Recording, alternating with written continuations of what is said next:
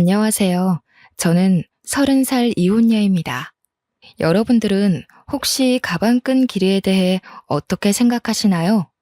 다들 인생에 있어서 가방끈 길이가 많은 영향을 미치지 않았나요? 저는 대학생 때 임신해서 어린 나이에 결혼하고 결혼 생활 내내 학식 교양을 넘치도록 좋아하는 시어머니에게 미치도록 시달렸어요. 하지만 인생사 세옹지마라 할까요? 사랑하는 아이가 있었기에 저는 다시 일어설 수 있었답니다. 결혼에는 한 번 실패했지만 인생에는 실패하지 않은 제 이야기를 꼭 들려드리고 싶습니다. 제가 대학교 1학년 때 2년 선배였던 남편을 만났어요. 남편은 듬직하고 자상하고 유머 감각도 있어서 후배들에게 인기가 많았고 저는 짝사랑하는 처지였어요. 남편이 제 첫사랑이었죠. 그냥 아는 사이로만 지내면서 고백도 못하고 눈치만 살피고 있었어요. 당시 저희 집은 2층 집에 살면서 1층에는 작은 식당을 하고 있었어요. 부자는 아니었지만 동네에서 그래도 입소문이 나 있었어요. 사람들이 저희 부모님을 법 없이도 살 사람들이라 부르곤 했죠. 부모님이 서로 존댓말을 쓰실 정도로 사이가 좋고 외동딸인 저를 끔찍이 아껴주며 키우셨어요. 저희 부모님이 뭐든 다 들어주는 부모는 아니었지만 저한테 필요하거나 제가 꼭 하고 싶다는 건 어떻게든 해주시는 분들이셨습니다. 어릴 적부터 크게 과외를 받거나 하지 않아도 성적이 좋았고 운동이든 뭐든 다 잘했어요. 승부욕이 있는 편이었는데 이상하게 물러터진 데가 있어서 친구들한테 뒤통수를 맞을 때가 있었어요. 저희 아빠를 닮은 거였어요. 저희 아빠는 예전부터 사람이 무르다는 소리를 종종 들었는데 저도 아빠의 그런 성격을 물려받아서 싫은 소리를 잘 못했어요. 그러다 결국 아빠가 친구한테 빚 보증을 잘못 써서 우리 집과 식당 건물이 통째로 넘어가 버리고 말았습니다. 평생에 걸쳐서 마련한 재산을 홀랑 날려버린 거였어요. 저희 가족은 하루아침에 길바닥에 낳는 신세가 됐습니다. 빚 도촉장들로 가득 찬 지하방에서 나와 학교로 가는 심정은 처참했어요. 엄마는 남의 집 일을 하며 마음고생을 하느라 하루가 다르게 얼굴이 상하고 손이 거칠어지는 게 보일 정도였고 아빠는 집에 잘 들어오질 않아 만날 수도 없었습니다. 여태껏 열심히 살아온 두 분이 스스로에 대한 믿음을 잃고 모든 걸 포기할까봐 그게 제일 무서웠던 것 같아요. 친구들은 축제다 뭐다 밝고 행복하기만 한데 제 주위에만 회색 구름이 짙게 드리워 있는 것 같았어요. 수업에도 집중이 안 되고 내가 지금 뭘 하고 있는 건가, 뭘 해야 하는 건가 생각만 들더군요. 그러다가 어느 날은 학생회관 앞 자판기 앞에서 저도 모르게 쪼그리고 앉아서 무릎에 얼굴을 묻고 있었어요. 그때 누가 제 이름을 부르더군요. 고개를 들어보니 제가 좋아하던 선배가 거기 있었어요. 여기서 뭐 하냐면서 저를 벤치로 데리고 가서 따뜻한 코코아를 뽑아줬어요. 그리고 제 얘기를 들어줬습니다. 그때까지 누구한테도 힘든 내색을 하지 못했던 저는 쏟아내는 슬픔과 걱정, 억울함, 불안한 미래에 대한 막막함 같은 것들을 털어놨어요. 선배는 제 얘기를 가만히 들어주고 제 등을 토닥여주더라고요. 그날 마셨던 코코아 맛이 오래도록 생각날 정도로 그날은 제 인생에서 가장 따뜻한 날 중 하나였어요. 그날부터 선배는 제가 밥을 먹었는지 또 혼자 축 처져 있진 않은지 저를 살피고 살뜰하게 챙겨주기 시작했습니다. 또 사주고 과제도 챙길 수 있게 물어봐주고 과 모임에서 소외되지 않게 꼭 저를 챙겼어요. 나중에 보니까 남편은 그렇게 누가 됐든지 간에 다른 사람이 힘들어하는 걸 그냥 지나치지 못하는 성격이었더라고요. 이럴 때일수록 더 열심히 먹고 열심히 놀고 열심히 공부해야 하는 거야. 알겠지? 저는 남편이 그럴 때마다 고맙다는 말도 제대로 못하고 괜한 입술만 달싹이곤 했어요. 과 모임에서 술을 많이 마신 날, 저를 집 앞까지 데려다 준 선배의 팔을 붙잡으며 가지 말라고 했어요. 선배랑 떨어지기 싫다고요. 결국 우린 연인이 됐습니다. 저는 선배 없이는 하루도 살 수 없는 사람이 되고 말았어요. 뭐든 선배가 챙겨주다 보니 선배가 없으면 사는 게 사는 것 같지 않을 정도였어요. 너무 많이 기대서였을까요? 사귄 지 1년 만인 2학년 가을에 임신을 했다는 걸 알게 됐습니다. 생리가 늦어지는 줄도 모르고 있다가 알게 됐을 땐 이미 3달이 넘어 있었어요. 망연자실했죠. 도무지 어떻게 해야 할지 알 수가 없었어요. 남편도 아직 졸업하려면 한참 남았고 저희 집에서는 아무런 지원도 받을 수 없는 상황이었죠. 저는 어쩔 수 없이 학교를 쉬어야 했지만 남편이라도 하루라도 빨리 취직할 수 있게 준비하는 게 낫다고 판단했어요. 저희는 부랴부랴 혼인신고만 하고 결혼식은 조촐한 식사로 대신한 다음 시댁으로 들어갔어요. 당시 시댁은 24시간 국밥집을 하고 있었어요. 시댁은 처음부터 저를 안 좋아했어요. 특히 시어머니는 면전에 대고 막말을 하는데 보통 독한 사람이 아니더군요. 첫날부터 단단히 잘못 걸렸다는 촉이 오고 머릿속에 비상벨이 왱왱 울리는 느낌이었습니다. 하지만 어쩌겠습니까? 이미 아이가 생겨버렸는데요. 결혼을 해버렸는데요. 시어머니는 대놓고 저에게 우리 아들은 대기업에 들어가 앞길이 탄탄대로일 텐데 너 때문에 내 금쪽 같은 아들 발목이 잡혔다라고 했어요. 제가 공부를 못 마친 걸 가방끈이 짧다고 표현하며 툭하면 구박하기가 일쑤였죠. 학식 있고 교양 있는 것에 대한 로망이 있는지 툭하면 자기네 집안은 훨씬 더 좋은 집안의 교양 있는 며느리를 얻을 수 있었다고 했어요. 제가 없는 데서도 툭하면 제 흉을 봤어요. 시아버지나 친척들에게 베어먹지도 못한 애가 우리 집안에 맨몸으로 오다니 이게 무슨 날벼락이냐고 하소연하는 걸 여러 번 들었죠. 저는 아들을 낳자마자 산후조리도 제대로 못하고 시부모네 식당을 도와줘야 했어요. 식충 취급하는 소리가 벽을 뚫고 들어오는 것 같아서 도저히 가만히 있을 수가 없었죠. 피덩이 같은 아기를 업고 식당에서 밤늦게까지 일을 했어요. 집에 들어가면 또 집안일을 해야 했는데 너무 바쁘고 눈치가 보이니까 그게 너무하다는 생각도 못하고 살았어요. 시어머니는 제가 힘들어서 조금이라도 쉬려고 하면 네가 무슨 큰일을 한다고 힘들다고 야단이냐면서 야단법석을 떨며 면박을 줬어요. 집에 들어왔으면 시아버지 잠자리도 봐드리고 집안일을 챙겨야지. 어디 새파랗게 젊은 것이 집에 들어오자마자 방 안에 틀어박혀? 못 배워먹은 티 내는 거냐? 가방끈이 짧으면 노력이라도 하라고 했지? 어머니, 저 하루 종일 일하고 오늘 지훈이 아파서 병원에 뛰어갔다 왔잖아요. 저도 지금 열이 나고 몸에 기운이 하나도 없어요. 조금만 누워있다 할게요. 으이그, 그러게. 저렇게 복 없이 생긴 애들은 꼭 생긴 대로 논다니까. 그러게 저렇게 복 없는 애가 우리 아들 발목을 잡게 내버려뒀으니 원. 손주 새끼 봐서 참지. 애미라고 있는 게 없는 집에서 못 배워먹어 교양 없는 티를 팍팍 내니 애까지 닮을까봐 걱정이다. 걱정. 처음에는 시어머니에게 대들지는 못하고 남편에게 하소연했어요. 그런데 결혼 전에는 그렇게 저를 끔찍이 아껴주던 남편은 네가 시어머니에게 맞춰야 한다면서 하나도 힘이 되어주지 않았어요. 어머니는 왜 자꾸 나한테 가방끈이 짧다고 하시는 거야? 내가 무슨 가방끈이 짧아. 나 우리 학교도 수석으로 입학했고 내내 꽈탑 놓치지 않을 정도로 공부 잘했는데 나이 드신 분들이 다 그렇지 뭐. 그냥 하는 말씀이니까 너무 귀담아 듣지 마. 어머니가 예전부터 나를 좋은 집안에 장가 보내고 싶어 해서 그래. 어릴 때부터 노래를 불렀다고. 우리 결혼할 때 너네 집에서 아무 지원도 못 받은 건 사실이잖아. 조금만 참으면 어머니도 다 이해하실 거야. 처음부터 끝까지 참고만 있잖아. 언제까지 저렇게 막말하시는 걸 참아야 해? 우리 어머니 그렇게 나쁜 분 아니야. 두 아들 키우느라고 얼마나 애를 쓰셨는데. 네가 우리 집에 들어와서 그거 하나 이해 못해줘?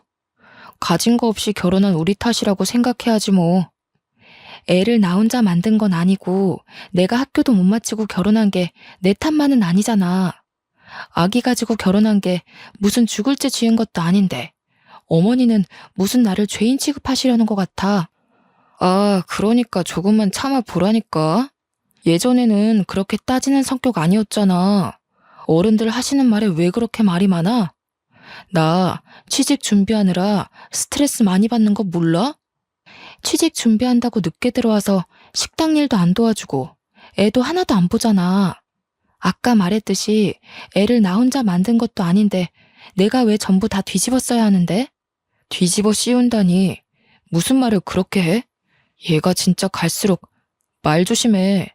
내가 나 혼자 편하자고 이 고생하는 거야? 다 너랑 우리 지훈이 데리고 잘 살아보려 그러는 거잖아. 안 그래도 힘든데 왜 너까지 찡찡거려? 취업 준비 때문에 힘들어 죽겠는데 여기서 뭘 어떻게 하라는 거야? 그래도 그때까지는 남편을 사랑했기 때문에 어떻게든 이해해 보려고 했어요. 자기 어머니를 끔찍이 생각하는 효자라서 고생하는 어머니 심기를 거스르지 않으려 한다고 알아서 남편을 헤아려주고 노력했죠. 생각해보면 정말 바보 같은 짓이었어요. 나중에 알고 보니까 제 힘든 건 귓등으로 듣던 남편은 취업 스터디 모임에서 여기저기 온갖 오지랖을 부리고 있었더라고요. 힘든 애들 고민 상담해준답시고 돌아다니고 발벗고 뛰어다니며 해결사 노릇을 하고 있었죠. 저는 과 친구들과 연락이 다 끊겨서 몰랐다가 나중에야 그 사실을 알게 됐어요. 그래도 밖에서 이 사람 저 사람 비 맞춰주고 다닌 보람이 있었는지 남편은 진짜로 대기업에 취직을 했어요. 제 동기들이 취직 준비를 하고 좋은 데 취직하는 동안 저는 뒤처지는 느낌을 받곤 했어요. 동기들이 좋은 데 놀러가서 찍은 사진을 SNS에 올린 걸 보면 어쩐지 마음 한구석이 휑해지는 느낌을 받곤 했죠. 점점 사회인으로서 제자리를 찾아가는 동기들에 비해 제 모습이 초라해서 동기들이 연락해도 잘 받지 못했어요. 그래도 아이 키우는 재미가 있었고 예쁜 아이가 있다는 것에 만족하려 했어요. 아이가 말을 하고 걷고 하루가 다르게 자라는 걸 보면 또 하루를 살아낼 힘이 생기곤 했습니다.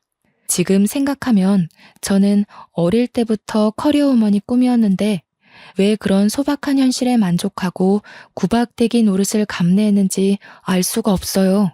상황에 적응하는 것도 좋지만 자기 가치를 스스로 낮추는 행동을 하면 안 된다는 걸 지금은 깨닫게 됐습니다. 그러다 애가 3살이 되던 해에 남편 형이 뒤늦게 결혼한다고 신부감을 데려왔어요. 그 집은 큰아들을 어떻게든 판검사 만들려고 애를 써왔더군요. 사자 들어가는 걸 워낙 좋아하는 집이니까요. 아주버님은 사법고시 폐지되고 로스쿨 준비로 몇 년을 또 허송세월하다가 30이 훌쩍 넘겼죠. 그래도 연줄이 있어서 30 중반에 대형 로펌 경영지원실에 취직을 했어요. 무슨 재주가 있었는지 결혼하겠다고 데려온 여자가 대학 교수라는 거였어요. 듣고 보니 교수는 아니고 어느 지방 대학 강사였죠.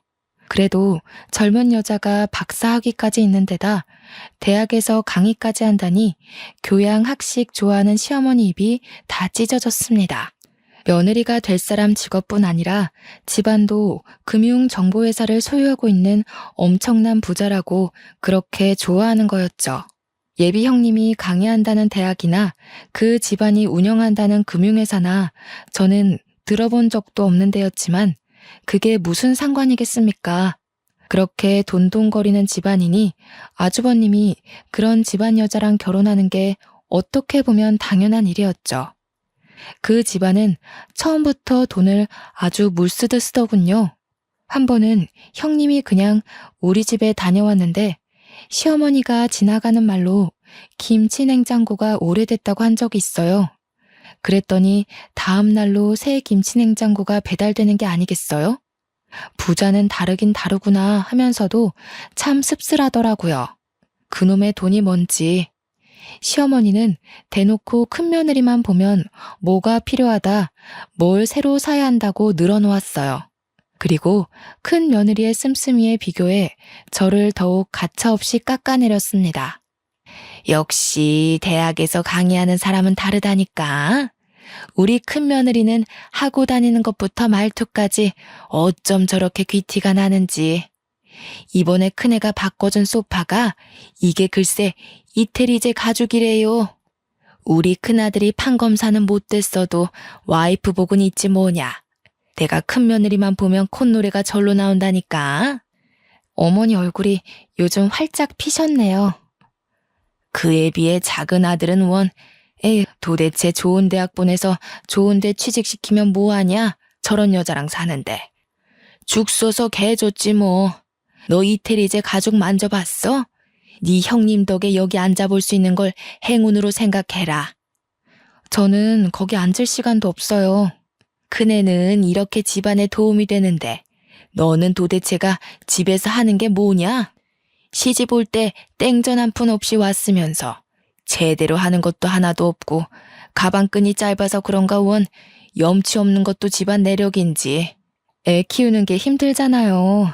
동서도 열심히 하는데 너무 그러지 마세요. 애 키우는 게 무슨 유세 부릴 일이야? 지가 열심히 하는 게 뭐가 있어. 요리를 잘해? 그렇다고 돈을 잘 벌어와. 아니면 뭐 교양이 있어서 애를 영재로 키워? 그러면서 맨날 힘들다. 우리 때는 애 키우면서 밭도 갈고 집안 어른들까지 모셨어. 엄살 부리지 말라 이거야. 그게 다 가방끈 짧은 티를 내는 거라니까.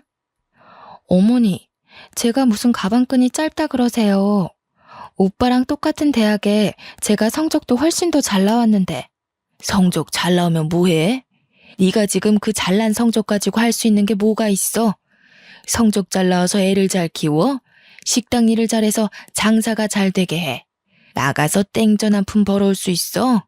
네 형님처럼 가서 대학생들을 가르칠 수 있어? 시어머니는 명절이나 집안 행사가 있을 때도 저한테만 일을 시켰어요. 큰 며느리는 학생들 가르치느라 바쁘니까 집에 와서는 쉬어야 한다면서요. 형님 네애가 집에 올 때마다 한우며 명품이며 비싼 선물을 잔뜩 들고 오니까 아예 손님 취급을 하더군요. 저를 집안의 일꾼, 노예 취급하는 거랑은 완전히 반대였습니다. 시어머니는 큰며느리가 명절에 해외여행을 간다고 해도 흔쾌히 보내줬어요.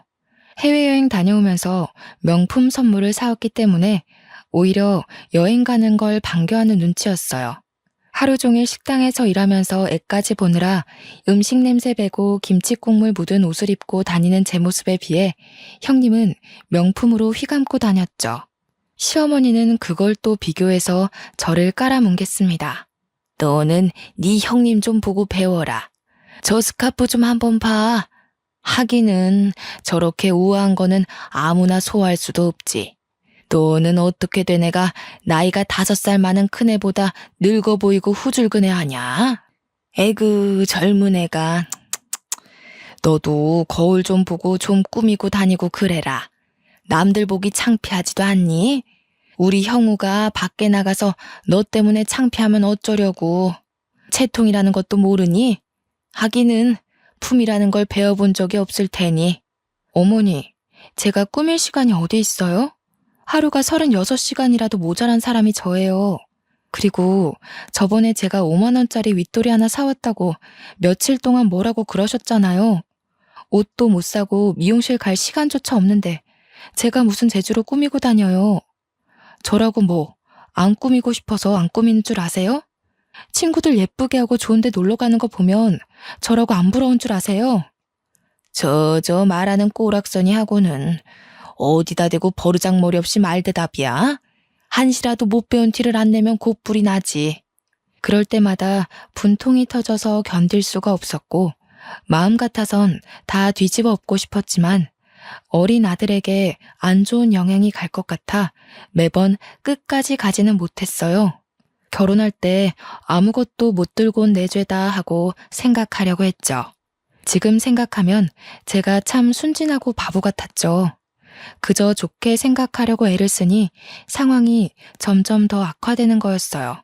이미 도를 넘어섰던 시어머니의 막말은 더 심해져서 아이한테까지 미쳤어요. 전부터도 툭하면 애가 지엄마 닮아서 못났다는 말을 하더니 애가 4살이 되면서부터는 대놓고 애한테 핀잔을 주더군요. 그리고 저한테는 저희 부모까지 들먹이기 시작했죠. 집안 꼴이 이게 뭐냐? 내가 식당 일 끝나면 집안일도 살펴야 한다고 했지. 애 장난감에 빨랫감에 설거지는 하나도 안 돼 있고 도대체 너는 제대로 하는 게 뭐야? 너희 엄마가 집안 살림 하는 법도 안 가르치던? 하기는 쥐뿔도 없는 집안이 가르치면 뭘 가르치겠어? 빌어먹는 법이나 안 가르쳤으면 다행이지. 빌어먹다니요? 무슨 말씀을 그렇게 하세요? 아무리 그러셔도. 아니다. 빌어먹는 법을 가르쳐서 애가 이렇게 됐는지도 모르지. 지혜미 애비한테 배운 게 있어야 뭐 하나라도 똑바로 하지. 없는 집 애가 가방끈까지 짧으니 설상가상이지 뭐야. 지 아들한테도 똑같이 가르칠까봐 겁난다. 겁나. 아니 어머니, 저희 엄마 아빠는 왜 건드리세요? 그렇게 말씀 함부로 하시면 저도 못 참아요. 저희 엄마 아빠가 얼마나 열심히 사시고 바른 분들이신데요. 저를 얼마나 귀하게 키우셨는데요. 귀하게 키워서 네가 그 모양 그 꼴이냐? 어떻게 키웠을지 뻔하지. 내가 너를 보면 너희 부모를 모르겠어? 내 눈은 못 속인다. 이 염치 없는 거사. 저희 엄마 아빠 주변에서 다 법 없이도 사실 분들이라고 하셨어요. 저희 엄마 아빠는 집안에서 함부로 큰 소리도 내지 않는 분들이세요. 어머니처럼 함부로 남의 험담하는 분들이 아니시라고요. 뭐야? 이 가방끈 짧은 년이 지금 나한테 뭐라고? 그러니까 내가 너를 보면 네 부모를 안다고 하는 거야. 어디 버르장머리 없이 시어머니한테 꼬박꼬박 말대답을 해? 네가 그렇게 못 배워먹은 티를 내니까 니네 아들이 배우잖아. 시어머니는 제 아들을 다른 사람들에게 자랑할 때는 우리 손주 하시면서 저한테 흉볼 때는 니네 아들이라고 부르면서 깎아내렸습니다. 어떨 때 보면 손주라고 생각하는 건지 원수의 자식이라고 생각하는 건지 헷갈릴 정도로 어린애한테 꼬투리를 잡고 흉을 보더군요. 한날은 애가 밥을 먹다가 옷에 음식이 떨어져서 얼룩이 좀 생겼어요. 그걸 본 시어머니가 쯧쯧거리면서 애한테 이러는 거였습니다. 에휴, 진짜 내가 저럴 줄 알았지. 지 엄마네 가족 닮아서 하는 짓이 어찌나 없어 보이는지. 지 엄마 닮아서 밥도 빈티나게 먹네. 그날 아이를 재우면서 많이 울었습니다. 잠든 아이를 쓰다듬고 또 쓰다듬었어요. 참아야 한다. 우리 지훈이를 위해 내가 못할 일이 뭐가 있겠나. 하지만 지금도 애가 자라면서 점점 눈치를 보는 게 눈에 보이는데 저런 할머니 곁에 있다가는 애를 망칠지도 모르겠다는 생각이 들더군요. 저는 그날부터 시어머니가 막말을 할 때마다 휴대폰 녹음기를 켜는 습관이 생겼습니다. 아이를 보호하기 위해 뭐라도 해야겠다는 생각에 지푸라기라도 잡는 심정으로 한 일이었죠. 그러다 저희 엄마가 식당 근처에 볼 일이 있어서 왔다면서 들르신 적이 있었어요. 엄마는 잠깐 얼굴만 보고 간다면서 극구 사양하시는데 저는 오랜만에 만난 엄마에게 꼭 밥 한 끼를 대접해드리고 싶었어요. 그동안 고생하시는 거 알면서 바쁘다는 이유로 제대로 찾아뵙지도 못하고 어려운 형편에 도움이 되어드리지 못했으니 항상 마음 한구석이 아렸거든요. 추운 겨울날이었습니다. 엄마는 호박 시루떡을 보자기에 잘 싸서 가지고 왔어요. 제가 어릴 때부터 좋아하던 음식이었죠. 그런데 떡을 받아든 시어머니의 눈치가 영 떨떠름했습니다. 무슨 잡상인이나 불청객이라도 온 것처럼 저희 엄마를 위아래로 훑어보는 게 아니겠어요? 시어머니의 태도에 기분이 상했지만 엄마 앞에서 분위기를 망치고 싶지 않았던 저는 애써 즐거운 척하며 엄마를 식당 구석으로 데려갔습니다. 추운데 왜 자꾸 그냥 간다고 그러세요? 여기 앉아서 몸 좀 녹이고 조금만 계세요. 여기 설렁탕 맛있어요. 제가 금방 가져다 드릴게요. 혜인이 너는 밥 먹었니? 그렇게, 아니다. 바쁜데 왜 엄마까지 챙기느라 고생할까봐 그러지. 나는 그냥 너랑 지훈이 얼굴만 보고 가면 되는데. 엄마 드릴 국밥을 준비하는데 시어머니가 한마디 하더군요. 에휴, 사돈댁에 오면서 이런 걸 선물이라고 가져오는 수준하고는 참나 어이가 없다 어이가 없어. 큰애처럼 명품까지는 바라지도 않아. 교양이라고는 눈을 씻고 찾아봐도 찾아볼 수가 없구먼. 가방끈 짧은 애를 남의 집 귀한 아들한테 맨몸으로 보내놓고 미안하지도 않나? 그런데 조금 있다가 단체 손님이 들어왔어요. 식당이 와글와글 꽉 찼는데 엄마 혼자 밥을 먹고 있는 게 영 신경이 쓰여서 저는 바쁜 와중에 흘끔흘끔 엄마를 보고 있었어요. 그때 시어머니가 엄마가 앉아있는 자리 바로 옆 테이블 위에 행주를 철푸덕 소리가 나게 던지더군요. 탁탁 소리가 나게 수저통도 닦고 의자도 정리하며 밥 먹는 엄마가 눈치를 보게 했습니다. 손님들이 더 올 텐데 자리가 없어서 어떡하냐면서 말이죠. 그러더니 카운터 쪽으로 오면서 이러는 거였습니다. 아휴, 못 배운 집안이라 그런가 밥 먹는 것도 눈치코치 없이 먹네. 피꺼소시란 말 아시죠? 아무 말도 못하고 시어머니 하는 양을 겪는 줄로 보던 저는 말 그대로 피가 거꾸로 솟는 걸 느꼈습니다. 혹시 엄마가 들었을까봐 조마조마하면서 엄마 쪽을 쳐다봤어요. 다행히 엄마는 못 들었는지 아무렇지 않은 표정으로 밥을 마저 다 드시더라고요. 그날 저녁 빨래를 개고 있는데 시어머니가 안방에서 시아버지게 하는 말이 들렸습니다. 우리 엄마 흉을 보더군요. 큰 며느리네는 좋은 식당을 예약해서 대접하는데 안 그래도 딸을 빈손으로 보낸 주제에 코딱지만한 식당에 와서 꾸역꾸역 밥을 먹고 있다면서요. 저는 개고 있던 수건을 그대로 팽개치고 방으로 들어왔습니다. 하루 종일 뼈 빠지게 일해서 돈 벌어주는데 엄마에게 밥 한 끼를 대접해드리는 것도 눈치를 봐야 한다는 사실에 저는 이성의 끈을 놓치고 말았습니다. 그리고 밤늦게 돼서야 집에 들어온 남편에게 오늘 있었던 일을 말하면서 따졌습니다. 나를 무시하는 것까지 그렇다 치려 했지만 지훈이랑 우리 엄마 아빠한테까지 함부로 굴고 막말하는 건 못 참아. 이제 더는 못 참는다고. 내가 이 집 노예야? 솔직히 나 없으면 식당 운영할 수나 있어? 하루 종일 일하고 애까지 보는데 내가 우리 엄마한테 밥 한 끼 못 대접해줘? 내가 너네 엄마 밥 주지 말라 그랬어. 하루 종일 일하고 온 사람한테 생 난리를 치네. 왜 별것도 아닌 것 가지고 난리를 치고 그래. 엄마 들으면 어쩌려고. 뭐라고? 지금 그걸 말이라고 하는 거야? 나는 어떻게든 오빠 맘 편하게 해주려고 지훈이 잘 키워보려고 꾸역꾸역 다 참아왔는데 어떻게 오빠가 나한테 이럴 수가 있어. 맨날 늦게 들어오고 일 때문이라고. 나는 일주일에 외출 한 번 못하는데 혼자 밖에서 놀러 다니니까 좋아? 목소리 낮추라고 했지. 얘가 진짜 점점 왜 이래? 너 예전엔 안 이랬잖아. 왜 이렇게 변했니? 진짜 무섭다 무서워. 아니, 아직 안 변했어. 진짜 무서운 게 뭔지 보여줘? 그때 밖에서 듣고 있던 시어머니가 들어와서 제 뺨을 때리더군요. 무슨 일인지 상황 파악을 못해 멍하고 있는 저에게 시어머니는 어디서 큰 소리를 내냐, 못 베어먹은 티를 낸다면서 소리를 질렀어요. 그리고 머리채까지 잡아당겼습니다. 저는 저도 모르게 시어머니 머리끄덩이를 같이 잡아당겼어요.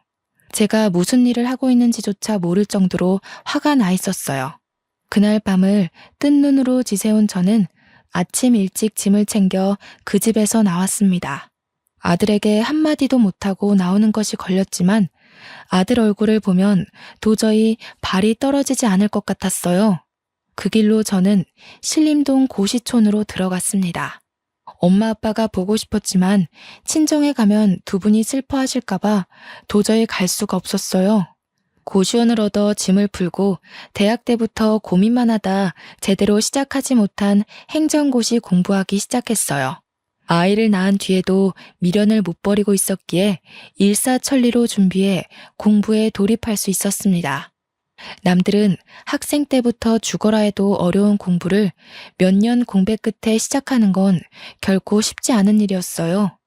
하지만 분노로 눈이 돌아버린 상태였기에 오히려 다른 거에 신경 안 쓰고 공부에 집중이 잘 되더라고요.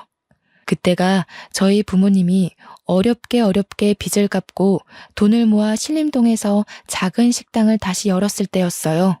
식당이라고 하기도 뭐할 만큼 허름한 곳이었지만 두 분이 다시 힘내서 마련한 자리였죠. 한날은 제가 모의시험 점수가 영 안 나와서 실망한 마음에 걸어 다니다가 저도 모르게 엄마 아빠 식당 쪽으로 걸어갔어요. 그전에는 혹시 눈에 뜨일까봐 그쪽으로는 가지도 않았거든요. 가게에 들어서자마자 엄마가 제 얼굴을 보시더니 저를 안고 막 우셨습니다. 저는 깜짝 놀랐어요.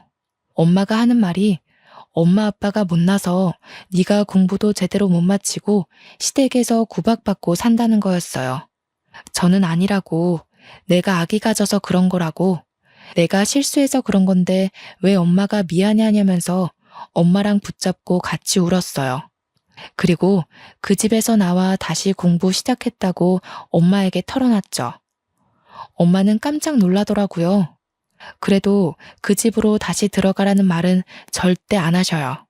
그날 저녁 고시원에 들어왔는데 아빠로부터 문자가 와 있었어요. 아빠가 미안한 게 참 많다고, 네 공부는 무슨 수를 써서라도 지원해 줄 테니까 아무 걱정하지 말고 공부에만 집중하라는 거였죠. 눈물이 핑 돌았어요. 열심히 사시다 그런 건데 엄마 아빠는 뭐가 그렇게 자꾸 미안하다고 그러시는 건지. 그리고 그런 생각이 들더라고요. 나도 열심히 하다가 그런 뿐이니까 나도 나를 탓하지 말자고요. 그리고 저는 무섭게 공부했습니다. 같이 공부한 애들이 뭐 먹으러 가자고 해도 저는 그 시간에 한 자라도 더 보려고 끼니를 대부분 김밥으로 때웠어요. 고시생들도 스트레스 푼다고 스터디원들끼리 술도 마시고 저희들끼리 친목도 다지고 그러거든요. 저는 도저히 그렇게 여유를 부릴 수가 없었어요. 집에서 절 찾고 있을 아들을 생각하면 1분 1초도 허투루 쓸 수가 없었죠. 집 나온 지 한 달쯤 지났을 때 남편에게 전화해서 아들을 보러 가겠다고 했어요. 그때까지 전화고 문자고 다 무시하다가 연락을 하니까 남편이 왜 집에 안 오냐며 생 난리를 치더군요. 저는 밖에서 아이를 만나 피자를 사주면서 엄마가 지금 사정이 있어서 너랑 같이 살 수가 없다고 조곤조곤 말해줬어요. 아들은 저를 보자 눈물을 흘리더라고요.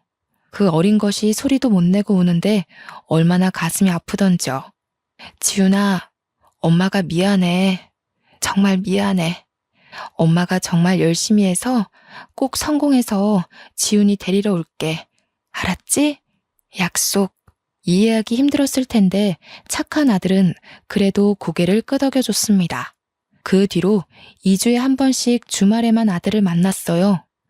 시어머니는 주기적으로 저에게 전화해서 애 버리고 나간 년이 무슨 염치로 애를 만나냐면서 소리를 질렀어요.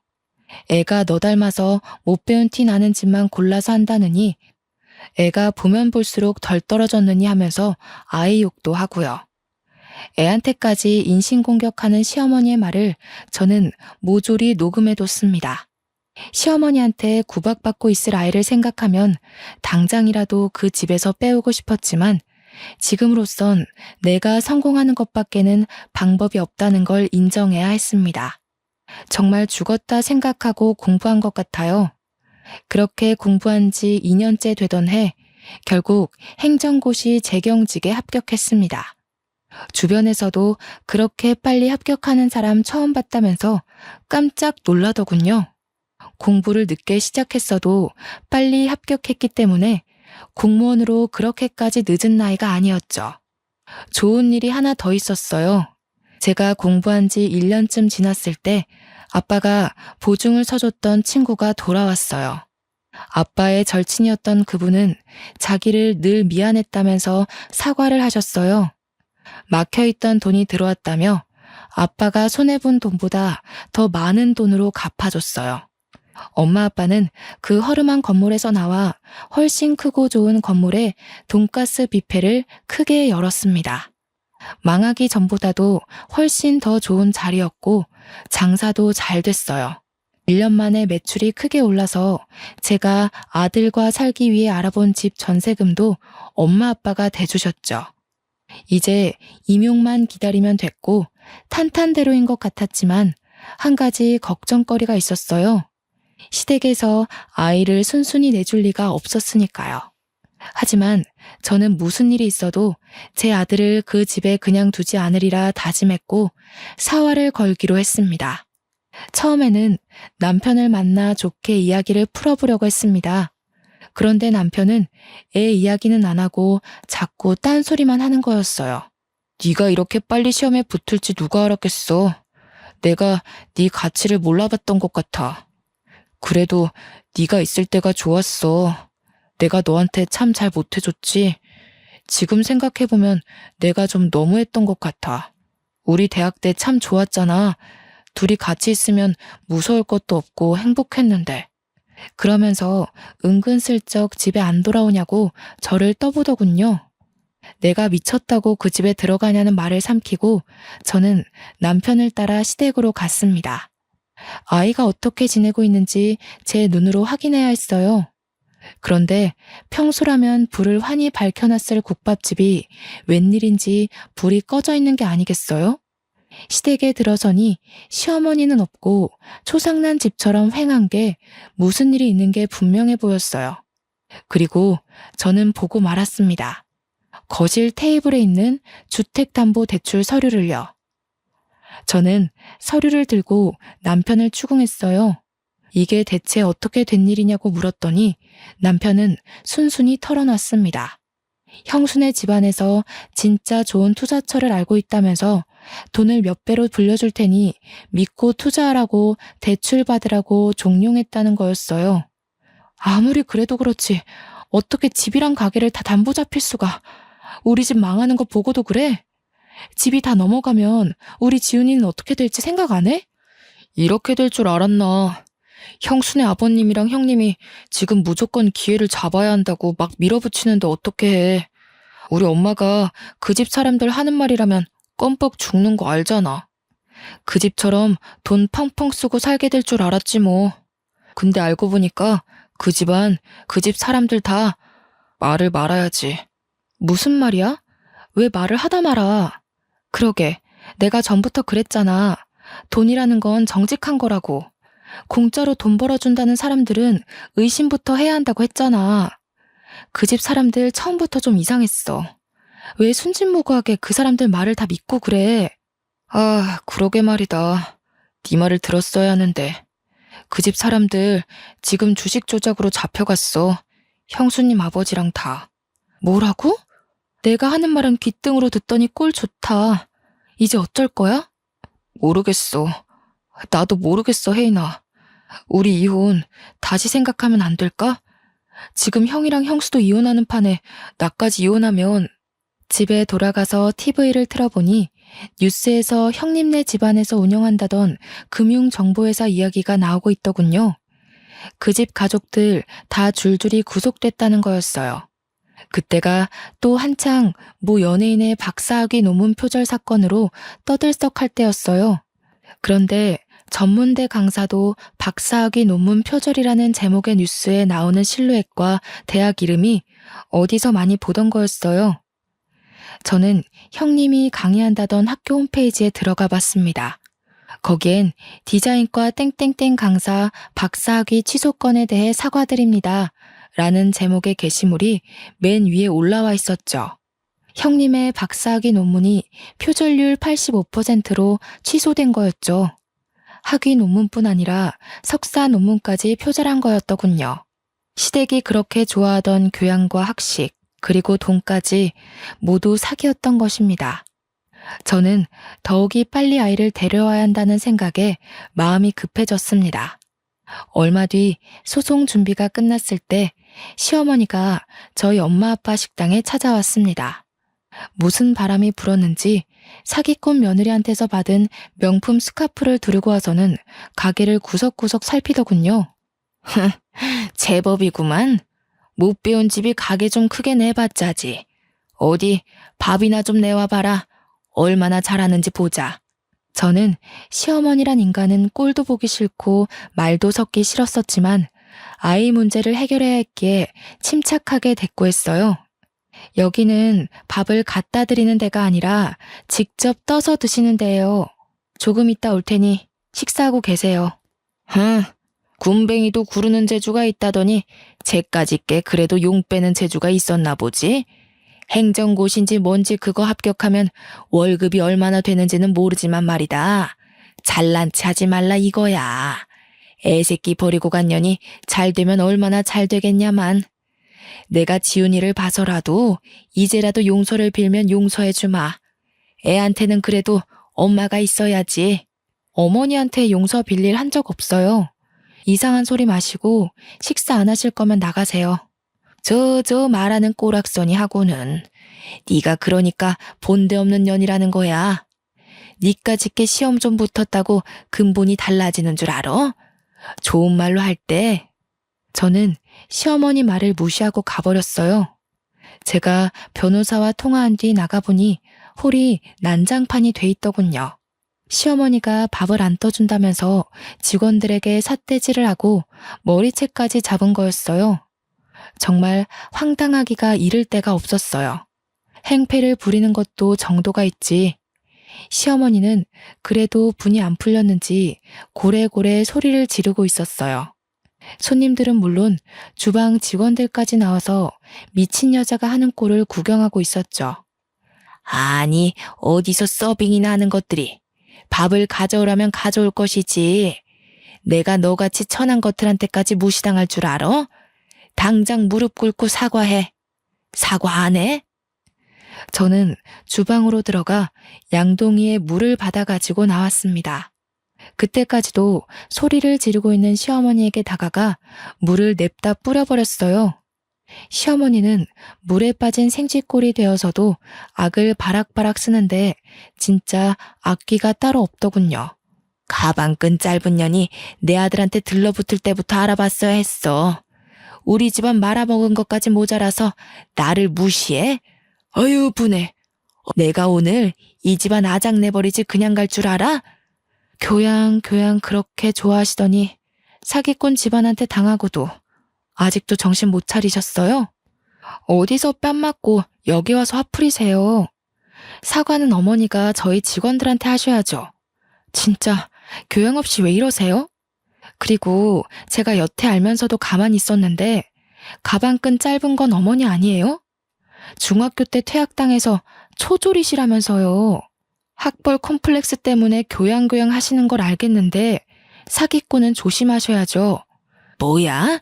인연이 시어머니가 저한테 달려들어 머리채를 잡으려 할 때 저희 아빠가 중간에 끼어 시어머니를 밀쳐버렸어요.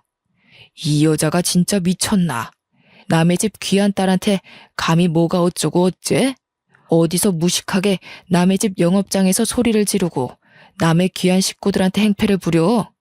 우리는 직원들도 다 우리 식구들이야. 이러고도 무사할 줄 알아? 당장 꺼져. 꺼지지 못해? 영업방해로 손해본 거 다 청구할 줄 알아. 그리고는 경찰이 와서 시어머니를 끌어냈습니다. 저는 더 이상 시댁 식구들과 말로 해결하려 해서는 안 된다는 걸 깨달았어요. 바로 이혼 소송에 돌입했습니다. 얼마 뒤 대학 때 가장 친했던 과 동기에게 연락이 왔어요. 친구는 졸업 직후 유학을 갔다가 돌아와서 저에게 연락한 거였어요. 친구가 하는 말은 충격적이었습니다. 친구네 사촌 오빠가 제 남편과 같은 회사에 다녀서 들었는데 남편이 같은 부서 유부녀와 정분이 나서 회사에서 쫓겨났다는 거였어요. 그 여자 남편이 회사에 찾아와서 난동을 부리는 바람에 임원 회의까지 소집되고 결국 회사에서 권고사직 시키기로 했다는 거였습니다. 들어보니 남편은 또 고민 상담 해준답시고 그 여자와 가까워졌다는군요. 이렇게 오지랖을 넓게 쓰더니 결국 제 발등을 찍은 거였죠. 이제는 화도 안 나더라고요. 솔직히 속이 시원했습니다. 시어머니가 저를 그렇게 괴롭히고 하대해도 강 건너 불구경이더니 꼴 좋다는 생각만 들고요. 그 뒤로 어떻게 됐냐고요? 시간이 걸리기는 했지만 소송을 통해 양육권을 가져왔습니다. 남편이 직업이 없는 데다 시어머니가 애를 정서적으로 학대한 정황이 명확했기 때문에 어렵지 않게 양육권을 가져올 수 있었어요.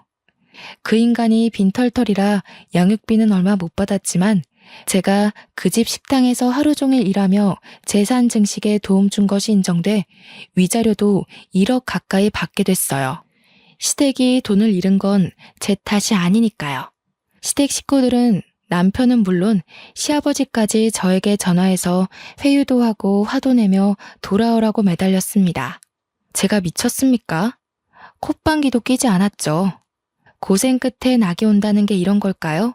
이제는 아들과 함께 알콩달콩 행복할 일만 남은 것 같습니다. 사랑이라 생각했던 게 저를 배신했고 결혼 생활은 저를 밑바닥으로 끌어내렸지만 저는 힘든 시간들을 통해 깨달음이라는 훨씬 더 큰 선물을 받았거든요. 지금까지 제 이야기를 들어주셔서 감사합니다. 마지막으로 여러분도 인생에 시련이 온다면 거기가 끝이라 생각하지 마시고 한 번 더 도전하셨으면 좋겠다는 말을 꼭 하고 싶어요. 시련이지 실패가 아니라는 말도 있잖아요. 추운 날씨에 감기 조심하시고 우리 인생 파이팅입니다.